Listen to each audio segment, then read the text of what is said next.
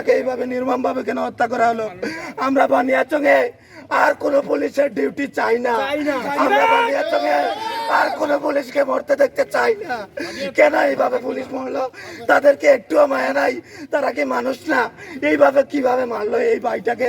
আপনারা দেখেন, পিটিয়ে পিটিয়ে সারাটা রাত্রভর নির্যাতন করলো, সারাটা সকাল ধরে নির্যাতন করলো। আজকে আমি এইচএসসি পরীক্ষা দিতেছি, আমি শুধুমাত্র একটা পরীক্ষা দিছি। আমি সিলেটে ডিউটিতে ছিলাম। শহীদ মিনার থেকে মানুষের লাত্তি বাড়ি খেতে খেতে আমি আসে বন্দর বাজার বাড়িতে ঢুকেছি, তো সেখানেও আমি নিরাপদ থাকতে পারি নাই। আজকে বাংলাদেশের মানুষ আমার আপনাদের জন্য ঘৃণা করেছে। করোনাকালীন সময়ে যখন আপনাদের পরিবার আপনাদের এর সাথে একমত পোষণ করে আমরা রাজারবাগে আপনাদের মধ্যে জানাইতে চাই, তাদের সাথে আমরা কর্মবিরতি পালন করব যতদিন পর্যন্ত আমাদের এই দাবিগুলা মেনে নেওয়া হয়েছে, ততদিন পর্যন্ত আমরা কর্মক্ষেত্রে ফিরে যাব না। আর আরেকটা কথা বলতে চাই, আমাদের ভাই যে রক্ত দ্বারা এই দুনিয়া এই দেশের কাজে জায়গার মনে হলো অযথা হয়রানির শিকার হয়েছে, প্রাণ দিছে, তার সুষ্ঠু বিচার চাই।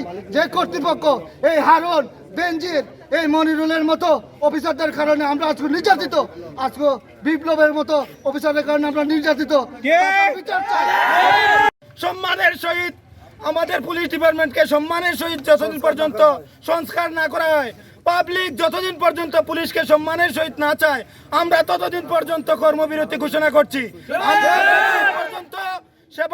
আমরা সেবা দিব তখনই যখন আমাদেরকে সম্মানের সহিত আমাদের জানমালের নিরাপত্তা পাবলিক যখন আমাদের চাবে সম্মান দিবে, তখন আমরা জনগণের বিরুদ্ধে কাজ করতে চাই না। আমরা জনগণের সাথে বিশেষ করে জনগণের পুলিশ হয়ে কাজ করতে চাই। আমাদেরকে সেই সুযোগ করে দিতে হবে। যতদিন পর্যন্ত সেই সুযোগ করে দেওয়া না হয়, আমরা এই কর্মবিরতি ঘোষণা করলাম। আজকে এখান থেকে ঘোষণা করছি, আমরা বাংলাদেশ